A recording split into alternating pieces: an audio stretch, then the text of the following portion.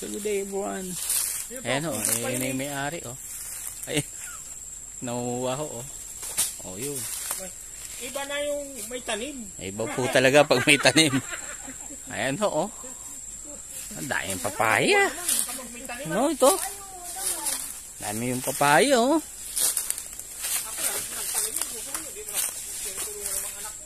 Ayan o, daming papaya o. Oh. So yan po. Doon po meron pa po dong mga binibenta ngayon.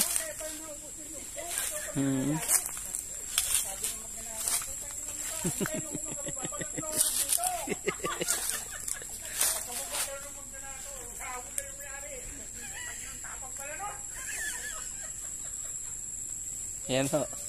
So marami pa po doon ng mga binibenta. Ano? Yan ho. Kung kayo ho ay bibili, yan ho, meron ho akong i-offer sa inyo na magtatanim. Yan, siya ho nagtatanim yan. Yan ho, nanguha ho kami ng yan ho. Ang tamis po nito kasi hinog sa puno ito. Ano, lalaki ng papaya oh.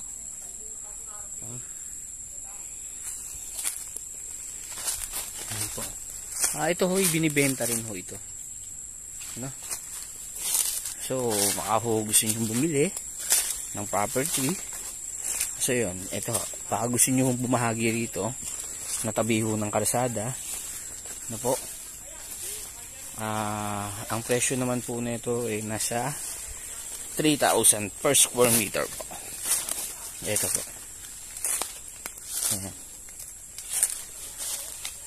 Ayan, flat land. Bukod sa flat land, ang dami pong tanim. Ano? Lanzones. Ano? Ayan. Alakatan. Yung mga ano, ayan, yung mga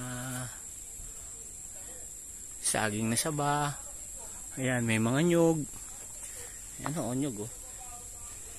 Ayan. So yan. Kung kayo interesado rito, no? So ino-offer po to ng 3,000 per square meter po. Ayan. Bali hahatiin lang po. Pwede pong makabili ho ng 1,000 square meter dito po. Sa 3,000 per square meter po. Ayan. So yung sasagutin lang ho ni owner dito yung pasukat, tapos kayo na po ang magta-transfer. Ayan. Kita nyo, tabing karsada ho. Ayan. Tinambak lang ho ito na ano, mga hinano ng buko. Ayan. So tatanggalin ho ano yan. Ayan, tabi ho ng karsada. Ayan, kita nyo ho, bagong bisita. Ayan. Ito po yan po mismo. Yan, dito po may kuryente, may internet, ano po, may tubig. Kaya ho, ano na ho dito.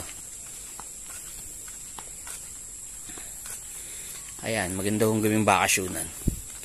So yan, pwede ho kayong makabili dito ng 1,000 square meter sa 3,000 per square meter. Ang sagot lang po ni owner isa-survey lang po. Ano po? Ayan. So yan. Ang dami pong laman. Siyempre kasama na lahat po yan. Ayan. So yun, sa lahat po ng interested dito sa property na to, no, na gusto makabili ho ng portion, so PM lang po kayo or call lang po kayo. Ayan. Thank you so much po and God bless. My name is Nestor Tinero. Watch my video and subscribe po, no? Huwag niyo pong kakalimutan mag-subscribe para lagi po kayong update sa ating mga binablog na